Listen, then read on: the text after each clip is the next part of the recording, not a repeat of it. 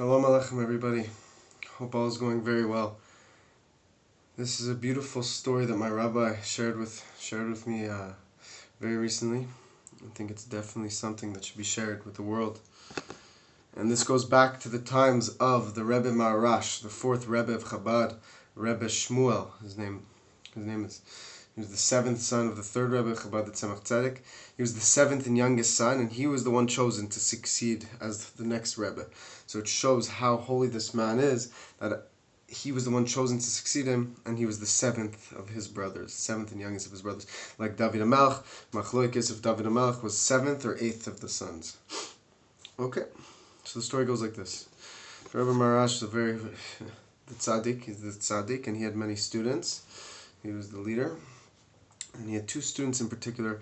One was very advanced in his learning, another was more simple, had a more basic level of learning. So the Rebbe Maharash told the more advanced student, study a lot of oral Torah, focus your time more on the oral Torah, the Talmud, the laws, the details, and that sort.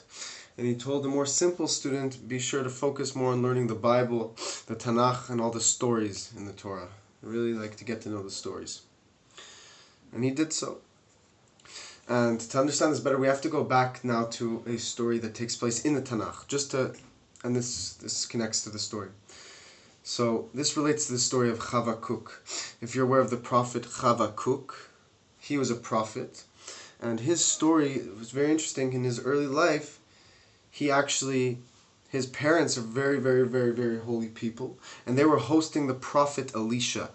He was staying at their place.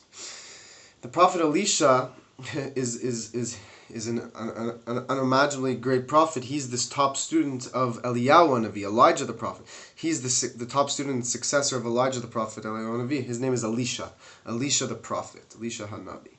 So Elisha was staying at Chavakuk's parents' house, and what happened is unfortunately Chavakuk passed away. The child prophet passed away at a young age. And what happened? Came Elisha, who was staying at his parents' house, and he took this boy, and he blew into his mouth 7 times. 7 is obviously a very holy number. I'm sure there's an unimaginably great amount of secrets to this, to what happened. But basically, he performed this spiritual CPR on Chavakuk and revived him from the dead. So we've already seen stories of resurrection of the dead already in the times of Tanakh. So Elisha, the prophet, resurrected Chavakuk, the prophet. Beautiful. Side point. Back to the story. So the Rebbe Maharash told this is many years later, of course, this is thousands of years later, that the Rebbe Maharash told the more advanced student to focus more on the laws of the Torah, and he told the more simple student, focus more on the Tanakh, the stories of the Bible. And this simple student did exactly that. He listened to his master right away, and he focused all of his time, or the majority of his time, on learning the Bible, the Tanakh. And he came to know it incredibly well. He lived with the Tanakh. He lived the Tanakh. So it happened that one day there was a big celebration. A lot of people were celebrating. And it was on a cold winter day in Russia. Everyone was coming into the event. And they took their jackets off, and they had very thick, heavy jackets, and they put their jackets off to the side. Turns out, Rahman al-Litzlan, which means heaven save us, Hashem save us, the merciful one save us. Turns out that they put their jackets, they didn't realize that place they put their jackets on was a crib. And there was a baby in the crib. And there were so many thick, heavy jackets that were placed on the crib that, unfortunately, the child was killed. The child passed away from this. He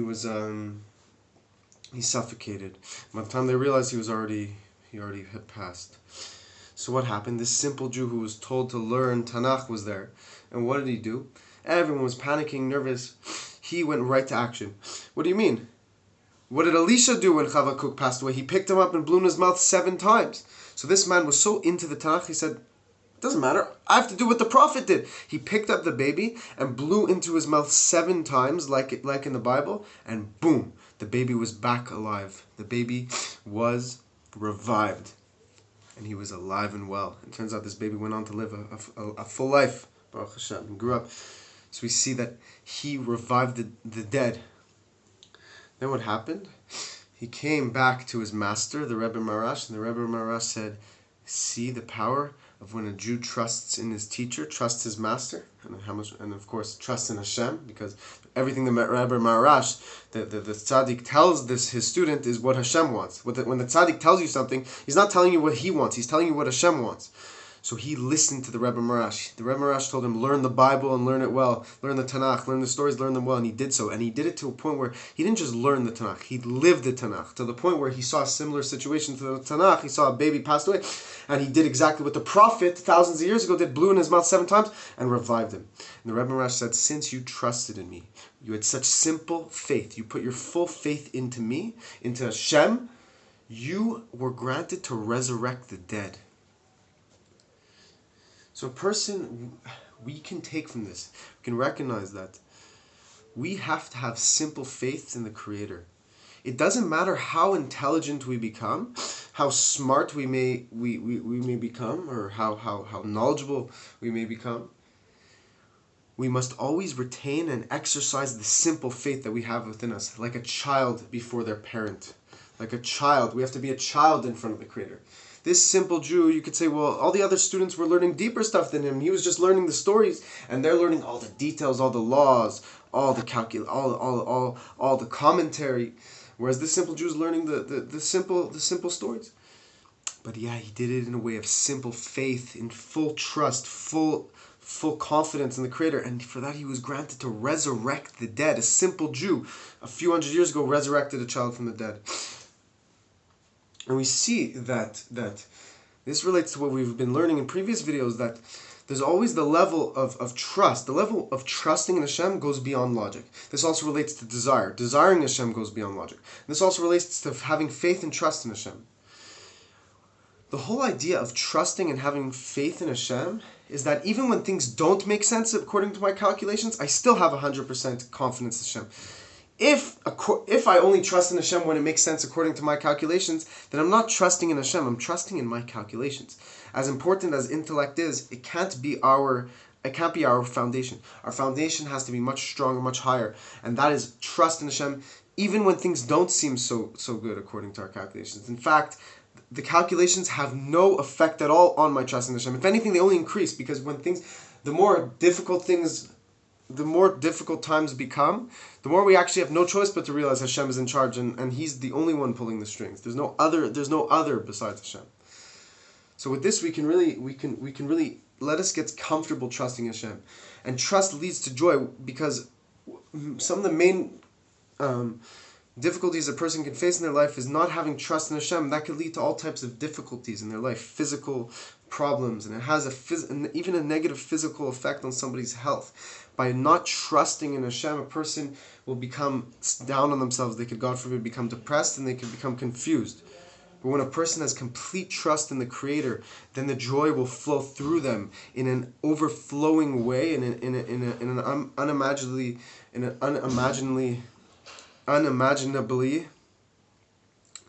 clear and ecstatic way. It all starts with trusting in Hashem, because there's nothing that causes Hashem. There's few things, if not any.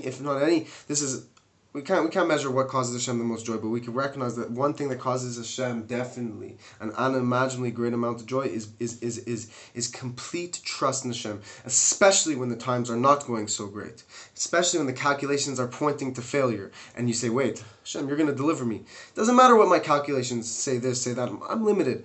But I have a confidence in you that no matter what happens, no matter what it may seem like, no matter what the world may be telling me is going to happen, I know, the Hashem, that you will deliver me. When we do that, we arouse a mercy, we arouse salvation upon us from Hashem. Hashem will send us Yeshuas and Niflaas. He'll send us salvation. He'll send us wonders, send us miracles. And it starts with confidence in Hashem. And this chassid of the Rebbe Marash, this holy simple Jew that we spoke about, he demonstrated this to such a high degree that he merited to resurrect the dead. So may we have an increase in our faith and our trust and our joy and our service of Hashem, our dedication to Hashem. Maybe we merit to see the full resurrection of the dead with all of our holy holy family, our holy nation, the entire world will come together and recognize Hashem as King and crown Hashem as King. May it be today.